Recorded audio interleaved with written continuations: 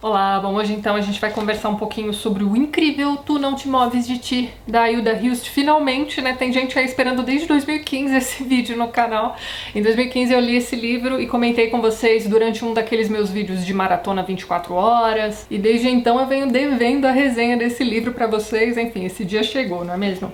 Gente, uma coisa que vocês precisam saber logo de início aqui nesse vídeo é o seguinte: esse livro é complicado, então pode ser que a minha interpretação para o que eu acabei de reler seja diferente da que você vai tirar quando for se aventurar pela leitura desse livro. Aliás, os livros da Hilda saíam pela Globo Livros, né, pela Biblioteca Azul, e já faz um tempo aí que esses livros saíram de catálogo. Se eu não me engano, eles estão agora com a Companhia das Letras. No ano passado eles lançaram esse livro aqui, vai aparecer a capinha aqui do lado, que é o livro contendo poemas, né? Todos os poemas, todos os livros que foram publicados da Hilda contendo poemas. Me parece que esse ano eles estão correndo para lançar o livro de prosa. Ainda vai ficar faltando pra gente a coletânea de teatro e de crônicas, né? Mas me parece que por Hilda Hilst ser aí a autora homenageada da Flip desse ano, talvez a editora corra aí e lance tudo ainda esse ano.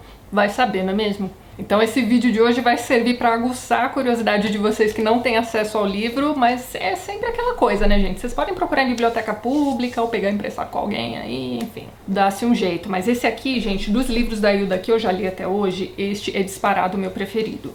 Eu já li e já tem vídeo aqui no canal: O Obscena Senhora D e O Caderno Rosa de Lori Lambe. Além do livro de poesias, pro qual eu não fiz vídeo, mas tem aqui no canal um vídeo de poesia da semana do Beto lendo uma das minhas poesias preferidas daquele livro. Vou deixar todos esses links lá na descrição do vídeo. Inclusive, para você aí que nunca leu a Hilda e pode estar aí se perguntando: poxa, mas por onde começar? Eu recomendo que você comece pela poesia.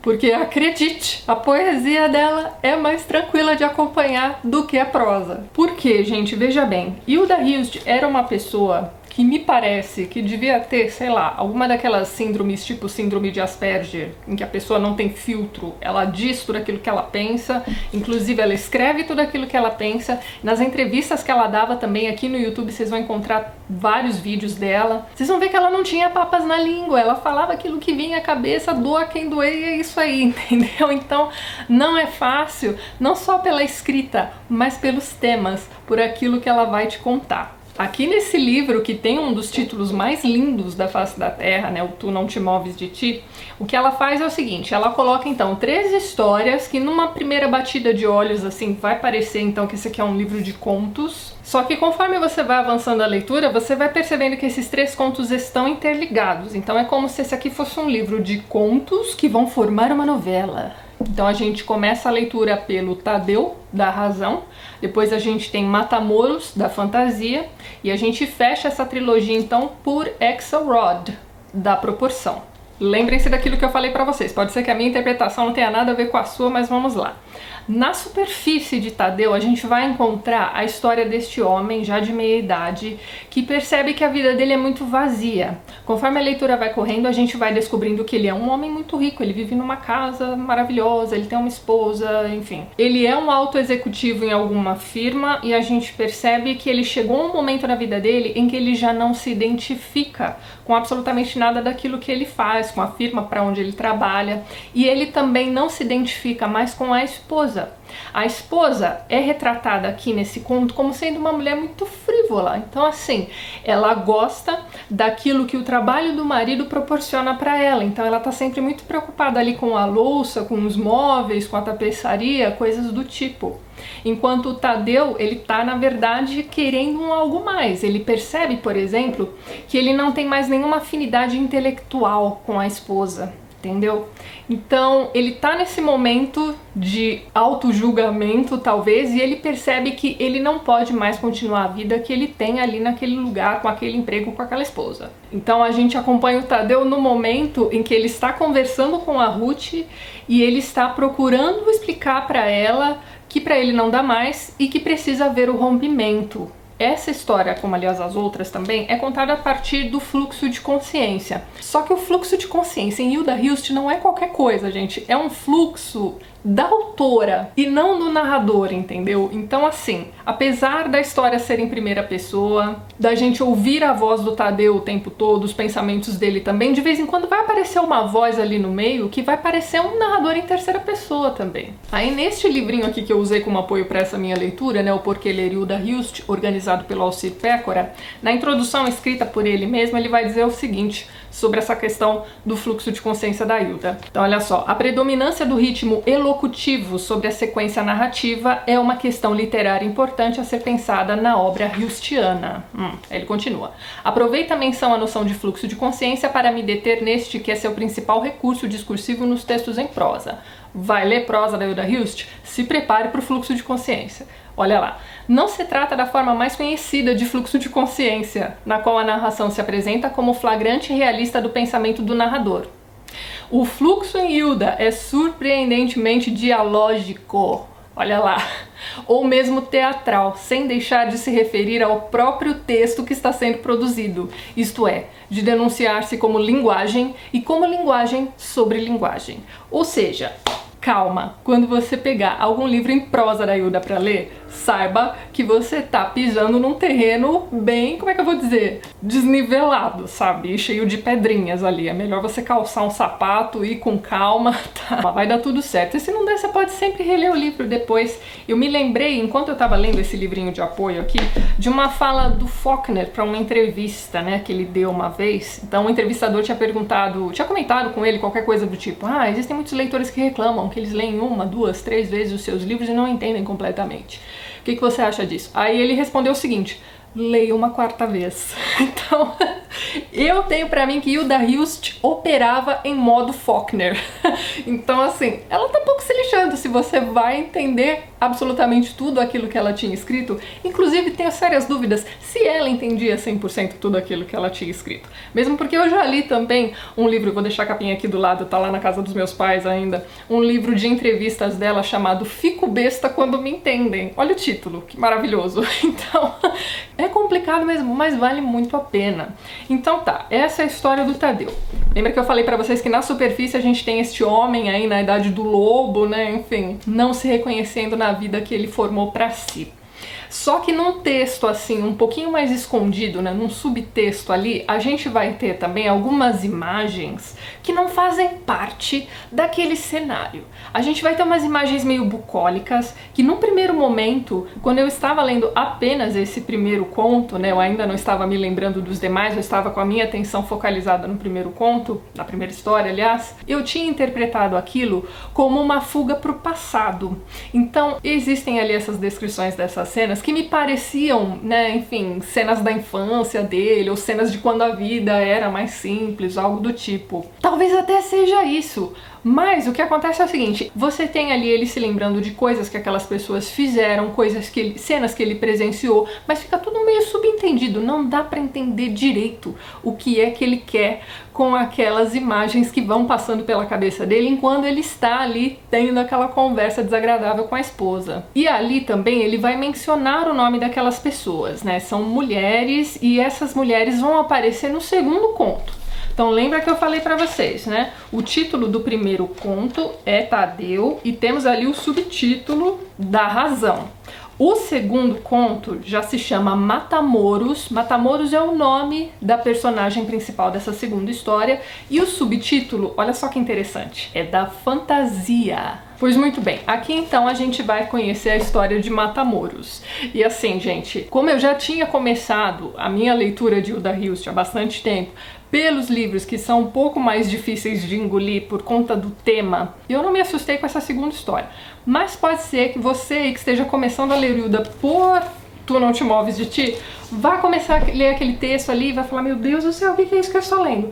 Bem, gente, nesse texto a gente vai acompanhar, como eu disse pra vocês, a história da Matamoros, que é dessa vez então a narradora da história pra gente. E Matamoros vai começar a se lembrar da sua infância, de quando ela tinha 8 anos de idade e ela descobriu o prazer sexual. Mas assim, ao contrário de Lori Lambe, que se prostituía para ganhar dinheiro, para conseguir comprar aquilo que ela via nas propagandas do show da Xuxa, aqui a gente vai ter uma garota no campo, aprendendo a lidar com esse que talvez seja o nosso instinto mais animal, né? Enfim, aos 8 anos de idade seu corpo ainda não está nem totalmente formado, mas enfim, ela vai dizer que ela sentia prazer ali com os meninos da região e tudo mais. Ela vai dar alguns detalhes ali pra gente, detalhes esses que a gente não vai querer ler. Mas ao contrário de Lori Lambe também, este aqui não é um texto pornográfico de propósito. Aliás, sobre essa questão da pornografia em Hilda Hilst, vamos voltar aqui ao livrinho. Acontece que os textos de Hilda Hilst ditos pornográficos simplesmente contrariam a regra de ouro da pornografia banal, que é a simulação realista. Ao contrário, eles se dobram todo o tempo sobre si próprios, escancarando a sua condição de composição literária e esvaziando seu conteúdo sexual imediato. Então não há que se falar em pornografia quando se fala em Hilda Hilst, né? Apesar de que meio que não tem como.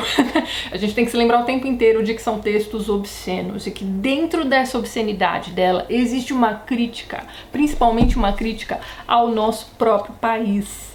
Há uma analogia evidente entre, de um lado, a negatividade proliferante do narrador de Hilda Hilst em face da indústria cultural e, de outro, a adoção de um registro obsceno em face das circunstâncias todas do Brasil, que ela relata como país bandalho por antonomasia. Terra devastada onde o poder injusto e ilegítimo pactua com a venalidade e a ignorância por meio da celebração da malandragem e o triunfalismo nacional popular carnavalizante.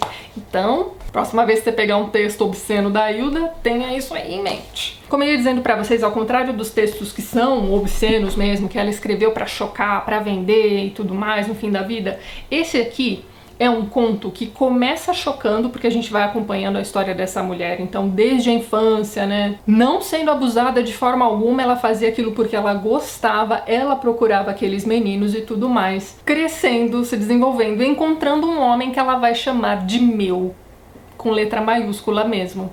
Só que um belo dia esse meu vai conhecer a mãe da Matamoros. E aí eu não vou contar pra vocês o que é que vai acontecer, mas as duas mulheres vão ter um problema meio grave aí com relação a esse meu. E tem um momento aqui nesse conto em que a menina Matamoros vai conversar com uma outra menina, amiga dela, e o nome Tadeu vai aparecer ali também.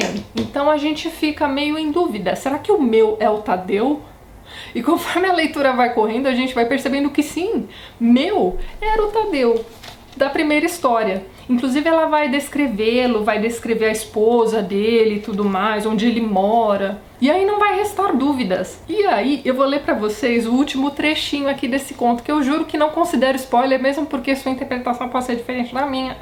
Mas caso você considere spoiler, pule aí do vídeo uns 30 segundos mais ou menos. Olha como ele encerra o texto, ó. Se puder inventar essa história do rei e ter parceria madura para concretizá-la, alguma coisa em mim sabe outra coisa que não sei. Talvez porque Matamoros dormindo não sonhasse. E somente no dia daquilo que os homens chamam de realidade fosse possível transformar em verdade o que seria apropriado à fantasia da noite. Matamoros dos sonhos esquecida, vê-se tomada de sonhos no muito denominado concreto da vida. E o que vem a ser isso de sonho e verdade? Então veja bem, se a história da Matamoros está no plano da fantasia e a história de Tadeu está no plano da razão, o que me parece isso aqui? Me parece que essa história aqui, na verdade, pode ser fruto da imaginação do próprio Tadeu mesmo. Enfim, mas aí a gente vai para a terceira história, que é a Axelrod. Axelrod é o nome, então, desse professor de história, veja só você. E ele está, então, dentro de um trem, indo para aquela cidadezinha onde viveu Matamoros. Inclusive, esse personagem vai se lembrar em diversos momentos aqui nesse conto de conversas que ele teve com a mãe da Matamoros. E é dessa terceira e última história do livro que vem a epígrafe do iniciozinho do Tu Não Te Moves de Ti mesmo, olha só. Para onde vão os trens, meu pai? Para Marral, Tami, para Camiri, espaços no mapa, e depois o pai ria. Também para lugar algum, meu filho. Tu podes ir e ainda que se mova o trem, tu não te moves de ti. Espetacular, gente. Bom, enfim, esse cara tá lá nessa viagem, né, lembrando ali de momentos que provavelmente são da infância, podem não ser também, mas enfim. Só lembrando que o subtítulo de Axelrod é Da Proporção. Então, Ele tá lá nesse trem fazendo essa viagem até que ele sente um certo apertozinho e precisa ir ao banheiro. E aí a gente vai acompanhando todo o trajeto, né, do banco onde ele está sentado até o banheiro no final do vagão. E assim, gente, a impressão que dá é que entre o banco dele e o banheiro no final do vagão, a distância é pequena, mas ele pensa em tanta coisa enquanto ele tá fazendo esse caminho. E ele vai se lembrando disso que o pai dele disse pra ele uma vez, né, sobre, né, por mais que a gente fuja, tu não te moves de ti. E vai se lembrando dos estudos do Einstein e coisas do tipo sobre movimento, enfim. Mas o que acontece aqui nesse terceiro conto? A gente tem mais uma vez um homem, né, divagando, pensando sobre o passado dele, talvez, vai saber, e se lembrando do quê? Daquele cenário que foi apresentado aqui pra gente nesse livro como sendo uma fantasia. E assim, gente, no fim das contas eu até tenho um palpite de quem seja o Axelrod. Então, assim, na verdade, no segundo conto a gente vai ter ali as duas mulheres competindo, entre muitas aspas, pelo mesmo homem, né? O meu, que seria o próprio Tadeu do início do livro. E eu não vou dizer qual das duas, mas uma delas vai engravidar. E eu posso estar completamente enganada, mas me parece então que o Axelrod seria o filho do Tadeu. Ou simplesmente outra faceta dele mesmo, que largou tudo aquilo ali, aquela vida besta que ele levava com a esposa e tudo mais, e foi ser professor de história lá naquela cidadezinha da Matamoros. Vai saber. E tem um detalhe aqui nesse conto, né, do Axelrod, que me remeteu a Nelson Rodrigues. Eu estou lendo então A Vida Como Ela É por Dia, e eu já li o A Dama do Lotação. E ela fazia isso, né, pegava ônibus à tarde, quando o marido estava trabalhando, e conseguia os amantes dela ali no Lotação mesmo, né. E o que ela dizia era exatamente isso aqui, ó: podemos descer juntos, o senhor quer? E essa frase tá perdida aqui no fluxo de consciência do Axelrod. Antes dessa frase, olha o que está escrito, ó: te acuso, Axelrod Silva, de se supor a si mesmo um pretenso diferenciado, de fornicar a história com teu magro minguado. Te acuso de indecências, de pensamentos, de friorentas ideias. Nunca te moverás, maquinista do nada. Podemos descer juntos, o senhor quer? Enfim, pode até ser uma frase meio solta ali no fluxo de consciência, alguma coisa que ele tenha se lembrado, que ele leu ali também no meio, mas enfim. Tenho a impressão de que em Hilda Hilst nada é por acaso. Outra coisa que pode ser um pouco pesado para quem vai ler esse livro aqui também é a questão mais mística da obra da Hilda Hilst. Para quem já leu bastante Clarice Lispector, não vai sentir tanta dificuldade nisso, mas tem uns momentos místicos aqui também. E é maravilhoso. Então, assim, tirei 100% desse livro? Óbvio que não. Vou lendo uma terceira, uma quarta vez, mas ele é incrível, gente. E essa ideia de que não adianta, né? Você pode, por exemplo, se esforçar, como no caso do Tadeu, ele tá tentando ali conversar com a mulher, e depois de toda aquela conversa, enfim, a frase dela, que é a frase que fecha o conto, é de cair o queixo, gente. Ela pergunta pra ele: então, Tadeu, dispensa o motorista? Não adianta, ele vai fazer uma volta inteira e ele vai acabar voltando pro início da conversa, como se ela tivesse simplesmente ignorado tudo aquilo que o marido disse. Então, por mais que ele tentasse fugir daquela situação toda em que ele mesmo se colocou, ele não consegue. Aí a gente tem a própria Matamoros, né, tentando ali fazer alguma coisa por si mesma, contando pra gente essa história triste dela, e no fim chegando à conclusão de que pode ser que nada daquilo seja verdade, aquilo pode ser simplesmente um sonho, uma fantasia. Ou seja, a Matamoros também não vai conseguir fugir de si mesmo, o professor entendendo que ele também não pode fugir de si mesmo, ele tá voltando para suas origens naquela viagem e se lembrando daquilo que o pai tinha dito para ele em uma viagem há muito tempo. Então, assim, é um livro incrível, com essa mensagem de que não adianta, por mais que você corra, a sua essência tá aí ainda. É melhor você fazer as pazes consigo mesmo, sabe assim, do que tentar fugir, porque você não vai conseguir escapar de si mesmo. Livro maravilhoso, fica a dica aí pra vocês. Recomendo também o Porquê Ler Hilda Hilst. Esse livro ele foi organizado pelo Alcir Pécora, que é quem escreve então a introdução, tem cerca de 30 páginas, uma introdução ótima. Depois a gente tem textos escritos por dois especialistas, a Luísa Destre e Cristiano Diniz, especialistas em Hilda Hilst, diga-se de passagem, tá, gente? Então o primeiro texto, depois da introdução, é um retrato da artista. A gente vai ter uma biografia rápida da Hilda, muito interessante também para quem não conhece absolutamente nada dela. E assim, gente, para vocês aí que não conhecem Hilda Hilst, eu não sei o que é que vocês esperam dela, mas como eu tinha comentado com vocês, que pra mim ela tinha síndrome de Asperger, não tinha filtro e tudo mais, enfim, ela não tá aqui pra te agradar, e muito pelo contrário, provavelmente ela vai te desagradar. Então assim, quando eu soube da notícia de que ela seria então a homenageada da Flip, eu vi muita gente muito feliz e tudo mais, muita gente que ainda não tinha lido a Hilda, mas viu nessa festa da Flip, né, uma oportunidade de conhecer ele e tudo mais. E eu vi também muitas pessoas envolvidas com movimento feminista e tudo mais, né, engrandecendo a Hilda. Mas, gente, eu vou ler aqui um trechinho, isso aqui ela disse, tá? Veja só. As mulheres devem ter mais deveres do que direitos.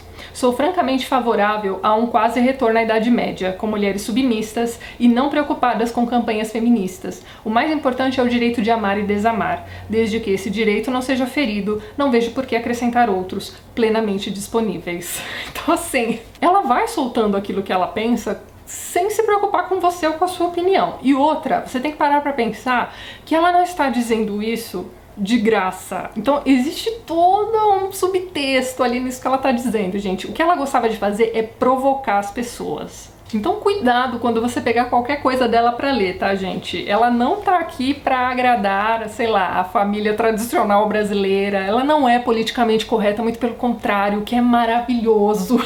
Então ela está aqui nos livros ainda hoje em dia, né, pra fazer você se incomodar com aquilo que ela tá dizendo, pra fazer você pensar criticamente, pensar naquilo que ela tá dizendo e se pegar pensando assim, poxa, mas será que eu concordo com ela? A minha primeira incursão, né, em leituras de Hilda Hilst foi com a Ilê, né, da Obscena Senhora D. E assim, gente, Ilê foi um chute no estômago bem dado. Então, assim, é uma personagem maravilhosa. É uma das poucas personagens femininas fortes, né, criadas pela Hilda. As demais, elas vão parecer realmente com a Ruth, a esposa do Tadeu aqui. Então, assim, vá com calma na leitura da Hilda, cuidado para não julgá-la injustamente, enfim, gente. Fica a dica aí pra vocês, não deixem de checar os outros links de outras resenhas que eu já fiz lá embaixo na descrição do vídeo. Recomendo o Porque Ler Hilda Hilst, recomendo o Fico Besta Quando Me Entendem, para vocês conhecerem um pouco mais da pessoa. E os livros maravilhosos. Como eu já disse aqui pra vocês, quem ainda nunca leu nada dela pode começar pela poesia, acho que vai ser um caminho menos árduo. Tu Não Te Moves de Ti é o meu livro preferido dela, mas Senhora D é maravilhosa. Lori Lamb, eu ainda tenho um probleminha com esse livro, mas enfim. A gente sabe que ele é um livro importante, é um livro que marca uma época, é um livro que... Ai, gente, vocês já viram meu vídeo sobre Ruído Branco, do Dom DeLillo? Pois é, aquele livro representa bem o climão dos anos 80 e tudo mais. Eu vou deixar o link aqui em cima num card pra vocês verem também. E o Caderno Rosa de Lori Lamb representa os anos 80 pra gente aqui, ó. Aliás, 80/90. Vocês precisam ler aquilo também, tá? Então é isso, gente. Espero que vocês não se assustem com Hildinha quando vocês começarem a lê-la. Vejo vocês nos próximos vídeos do canal. Um beijo grande pra todo mundo. Até mais.